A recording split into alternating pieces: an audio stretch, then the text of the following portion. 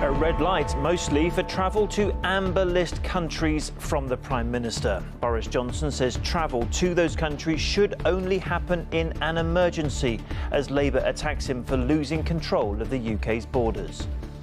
It is very, very clear, Mr. Speaker, you should not be going to an amber list country except for some extreme circumstance, such as the serious illness of a family member.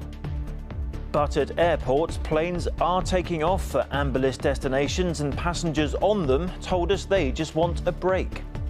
We're going to Barbados today, and basically because we want to get away on holiday, want to see some sunshine. Just to chill, just to have some good time. It's been a whole year that we haven't been able to go anywhere.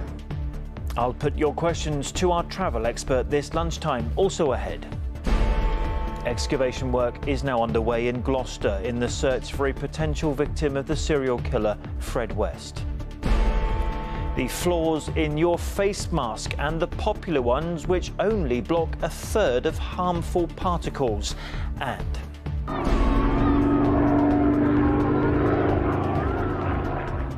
why there was a fly past for World War II veteran Len, another centenarian doing his bit for charity.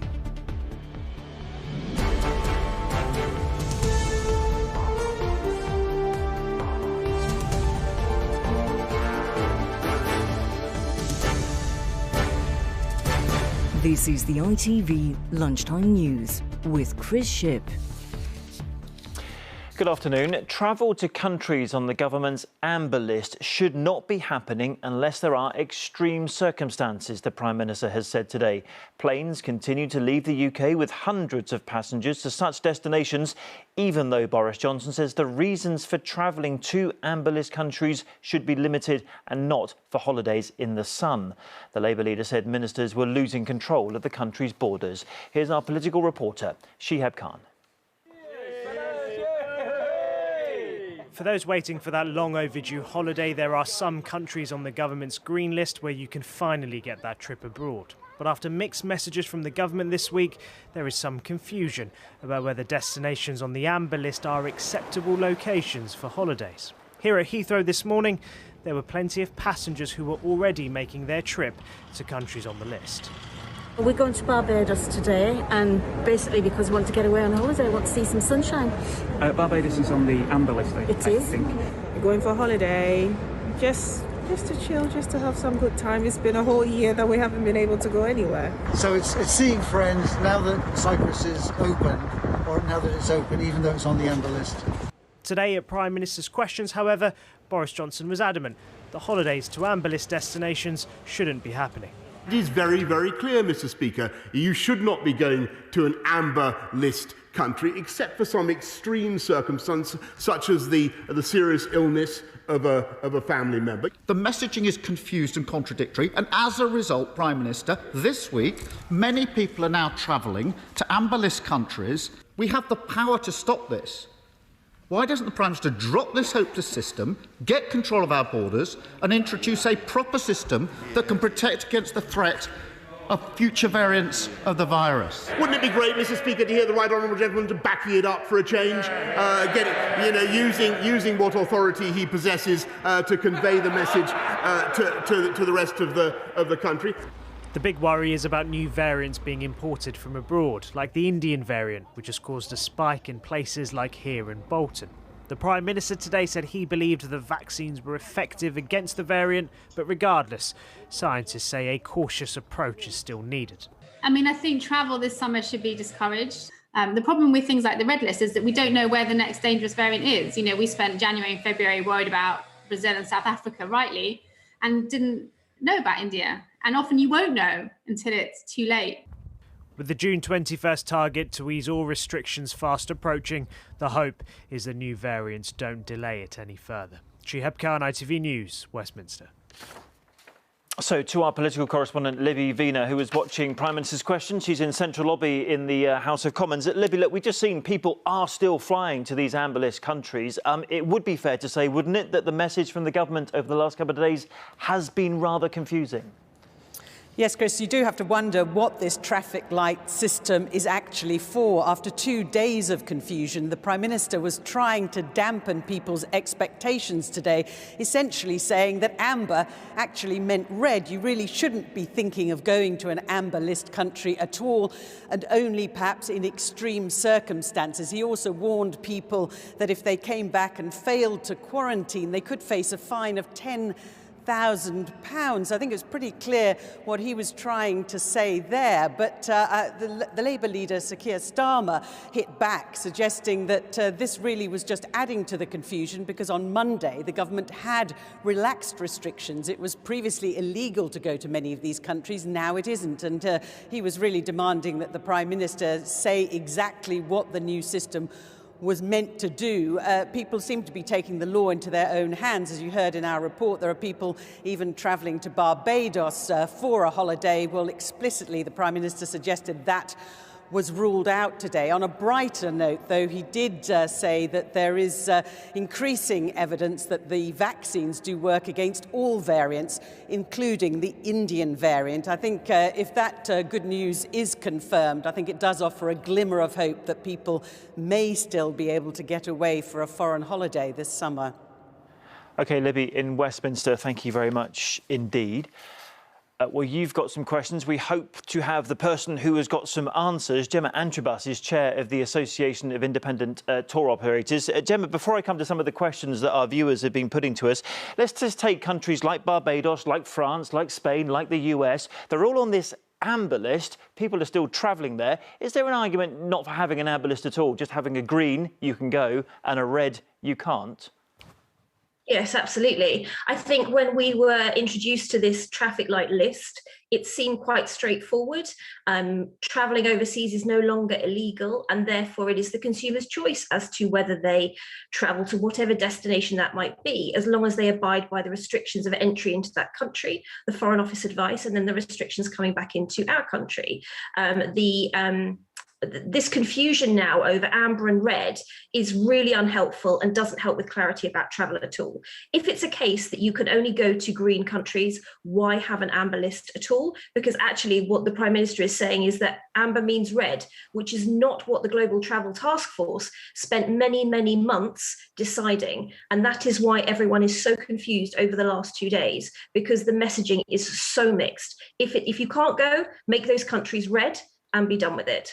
Yeah, I think I'll agree with that. It seems that amber has now become red after Prime Minister's questions, because he said you should only go there if it's for a sick relative or in extreme circumstances. Where does that leave, for example, people who've therefore booked holidays? We had a question from Natasha, for example, who said, look, countries aren't allowing refunds if their holiday destination is on this amber list. Where does it leave people like Natasha?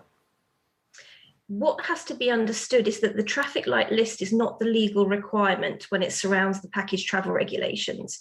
The legal requirement is the Foreign Office advice. And this is something that the two don't dovetail in together. Because the Foreign Office advice advises against travelling doesn't necessarily mean that's a green destination.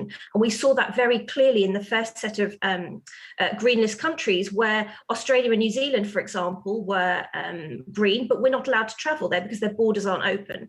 So the legal advice is to do with the Foreign Office. So if a country is amber, but the Foreign Office advice is still that you can travel there, that is the, I suppose, the clause and the loophole as to why the package travel regulations wouldn't be invoked and you wouldn't be entitled to a refund. So what you're saying is you're actually booking a holiday to any country on an amber list, or perhaps even on a green list if it moves to amber in due course. You're booking those destinations at your own risk. You are, and that's something that the travel industry is well, I certainly know from my perspective and our members, we're being very clear with clients when they book. We're providing all the terms and conditions, we're providing all the information about what you're booking and what happens down the road if this country that you're booking is currently green and it turns amber or red. What does that mean for you? So that's what's really important, is that you are finding out before you book your holiday exactly what happens and at what points, and how you are protected and how you are covered. And of course, booking a fully bonded travel package, so that includes your flight and your accommodation, is by far the safest way to protect yourselves and your money for travelling anywhere in the next, well, ever, but certainly in the next 12 months. OK, Gemma, I'll just throw you a couple of questions that we've had from people. Jackie says she's had a holiday booked to Corfu since 2019. She's still not getting the refund. Linda, similarly, her company's refusing to refund her money after 12 months after a holiday date. Could you answer those very quickly? But also, Lynn wants to know about PCR tests. Why do you have to have the sort of rapid flow test? Why can't holiday companies accept PCR tests? So we do accept PCR tests, but we are unable to accept the NHS PCR tests. And that is because that is what the government dictates. The government dictates that the PCR tests that are needed for travel must only be from their rather small list of government-approved PCR test centres. So it's certainly not the travel industry that dictates it. We are obviously there to advise and provide that information to consumers, but it's not the travel industry that dictates the PCR list. That is dictated by the government, and it is they who say you cannot use the NHS system for this purpose of travelling. OK, Gemma, that was very clear advice. We thank you for joining us this lunchtime and for answering those questions. Now, excavation work has today begun at the cafe in Gloucester, where police found possible evidence that a suspected victim of serial killer Fred West is buried. 15-year-old Mary Bastum was last seen alive in 1968, and officers have been searching the cellar of the premises where she used to work. Neil Connery is at the Clean Plate Cafe in Gloucester city centre. I mean, Neil, just bring us up to date on what's been going on there this morning. Chris, the teams who are working with this police search operation arrived here just after 8 o'clock this morning with their equipment. That this white tent covers the entrance to the cafe. We've heard drilling over the past 2 or 3 hours as such as their operation gets underway here. We understand the focus of their search is in the toilet area, which is on the cellar level of this cafe. And there are 6 voids, which we understand are really being looked at here in detail. The depth of one of these voids is said to be about 1/2 of a metre beneath the ground surface. So a lot of detailed forensic work going on in this building. And as we know, Mary Bastum worked in this building when it was a cafe under a different name, of course, back in 1968. And we also know that Fred West's son, Stephen, says that his father confessed to her murder a few months before, of course, he took his own life before he was able to stand trial back in 1995. And, of course, his wife, Rose West, as we know later that year, went on to be sentenced to life for 10 murders.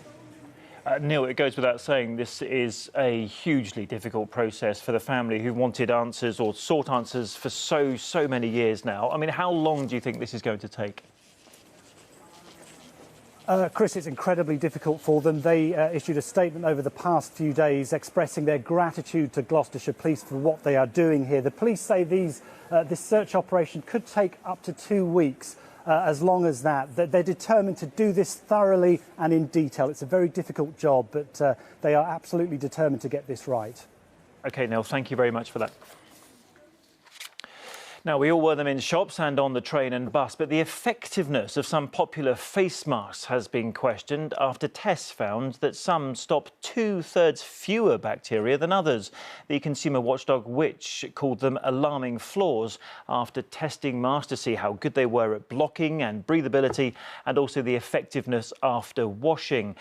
The top scorer is the Air Pop Pocket Mask, which was the most effective at filtration.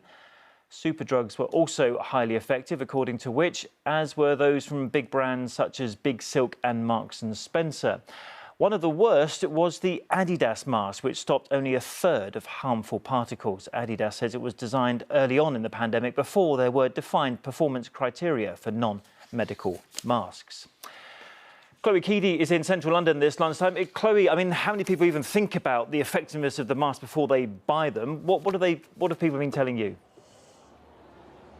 Yeah, well, that's exactly what I've been trying to find out. I think anyone that's ever tried to buy a face mask will know they come in all different shapes and sizes, all different colours and styles, from disposable ones like this one to designer ones with colourful patterns on. And apparently it's this pack of 3, which you can get from a pharmacy for under £5, that's actually one of the most effective. So there is plenty of choice, but most of the people I've spoken to here in Covent Garden this lunchtime seem to have a pretty good idea of what they were looking for, although they were all looking for different things.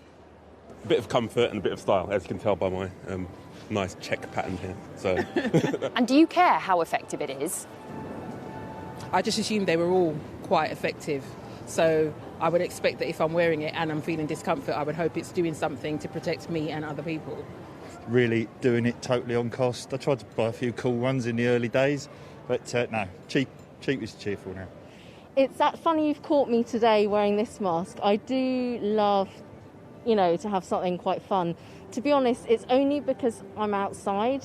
When I'm inside, I would always wear a disposable mask underneath. One of the things that the report found was that claims made on a face mask's packet about its effectiveness weren't always true, and that some of them didn't have enough information about how to use the face mask and how to wash the face mask to make sure that it will be as effective as possible, which told us that the standards they saw simply were far too mixed. Consumers need to see when they pick up a mask in a shop, they need to see the standards that mask adheres to. It needs to be transparent and come with clear instructions. Only formal industry oversight and formal standards are likely to guarantee that, and that's what we're calling for.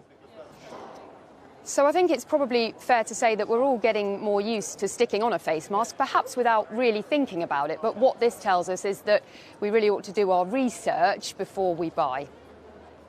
OK, Chloe in central London, thank you very much indeed. And our website has the full details of that mask survey. Just search for ITV News. Now, the controversial rollout of e-scooters on England's roads has brought hundreds of injuries and over 1,000 complaints, according to new figures from an investigation by ITV's Tonight programme. Local authorities, which are running the e-scooter rental schemes in conjunction with private companies, have reported more than 800 incidents, and our consumer editor, Chris Choi, is with us now.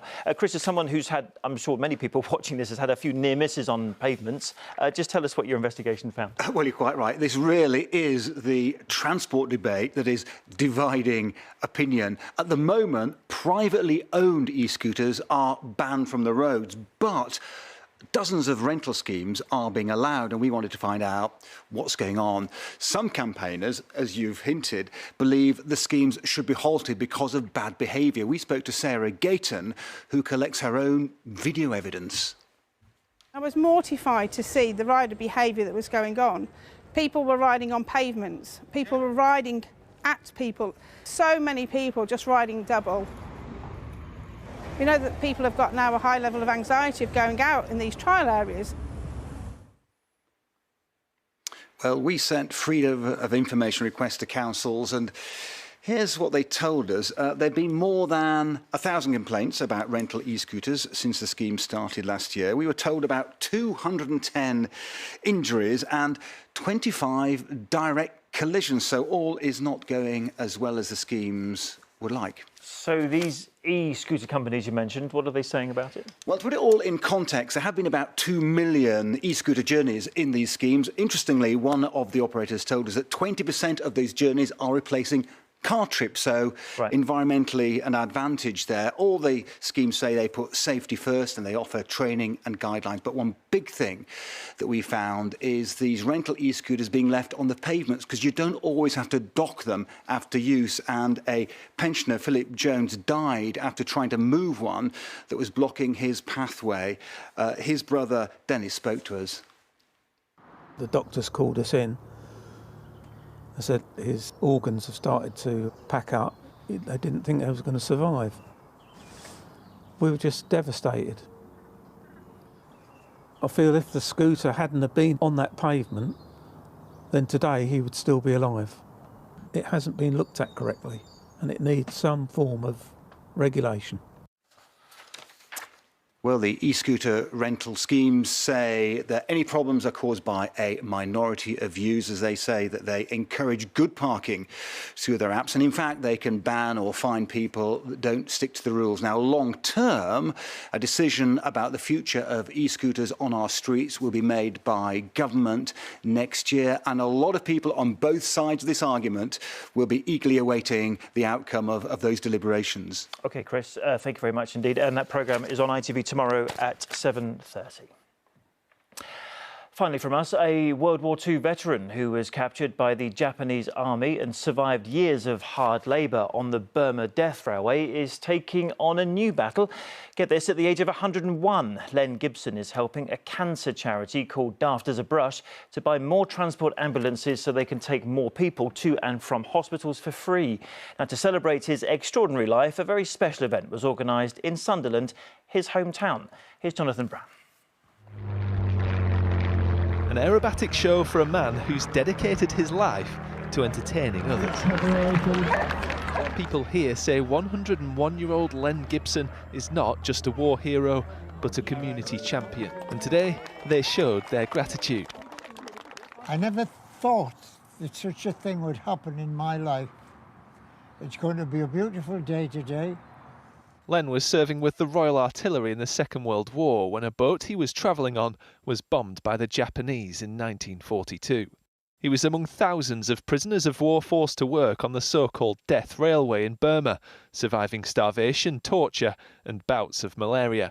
But the guitar was always his way of entertaining himself and others, and when he returned home to Sunderland and became a teacher, that never stopped. Among those he helped was neighbour Dave Stewart, who went on to co-found the pop group The Eurythmics. I just want to thank you so much for inspiring me when I was a young kid about the guitar. You're never too old to help someone. Now he's urging people to support the Daft as a Brush Hospital transport charity, prompting its bosses to get the local community to return the favour. We've had to do nothing. People have just fallen over backwards to come along and say, well done, Len. He is truly a remarkable gentleman. Whilst I was a prisoner of war, I have experienced hell, and to be here today, it's heaven. Celebrations will continue well into the afternoon. People here determined to show Len what he means to them. Jonathan Brown, ITV News.